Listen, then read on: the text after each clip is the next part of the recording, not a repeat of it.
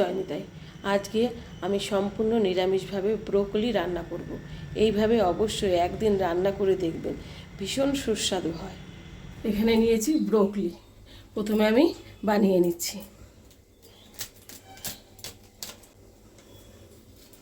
একটু এইভাবে ছাড়িয়ে নেব।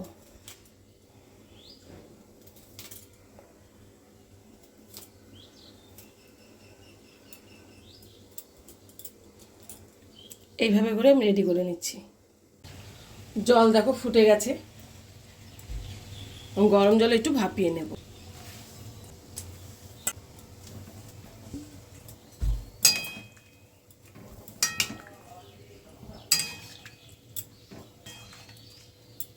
এখন আমি নামিয়ে নিচ্ছি। কড়াইতে দিয়ে দিচ্ছি সরষের তেল। তেল কিন্তু গরম হয়ে গেছে। তেজপাতা, শুকনো লঙ্কা দিয়ে দিচ্ছি, দারচিনি, ছোটো এলাচ। মশলাটা একটু ভেজে নেব। তারপরে দিচ্ছি হিং। গরম জল থেকে তুলে ঠান্ডা জলে আমি ধুয়ে নিয়েছি। এবার আমি ভেজে নেব। এখন আমি লবণ দেবো না, লবণ ছাড়া ভেজে নেব।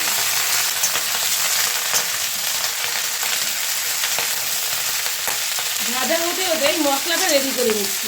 7টা কাঁচা লঙ্কা আছে, আদা আছে, টমেটো একসঙ্গে আমি পেস্ট করে নিচ্ছি। অল্প জল দিয়ে দিচ্ছি।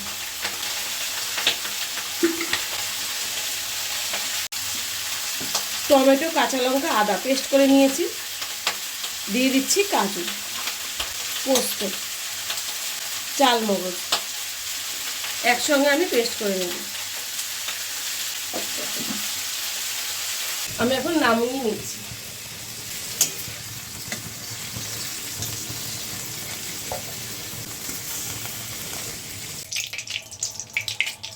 মশলাটা দিয়ে দিচ্ছি, ভালো করে কষিয়ে নেব। কাশ্মীরি লঙ্কার গুঁড়ো দিচ্ছি, ভালো করে নেড়ে দেব।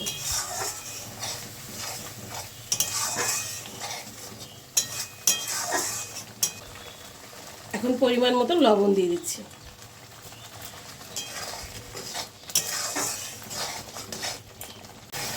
মশলা দেখো রেডি হয়ে গেছে, ভালো করে কষিয়ে নিয়েছি। মটরশুঁটি,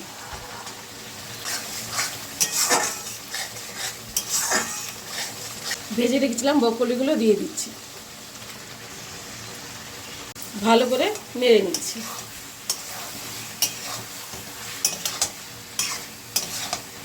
অল্প জল দিয়ে দিচ্ছি।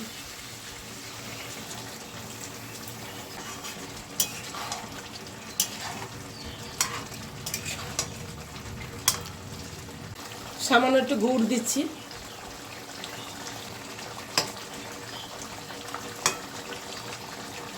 গরম মশলা দিয়ে দিচ্ছি,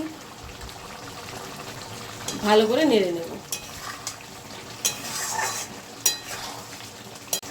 দেবো একটু ঘি।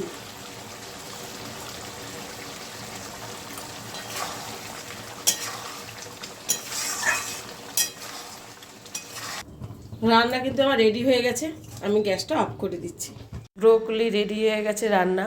ভালো লাগলে লাইক, শেয়ার, কমেন্টসে জানিও।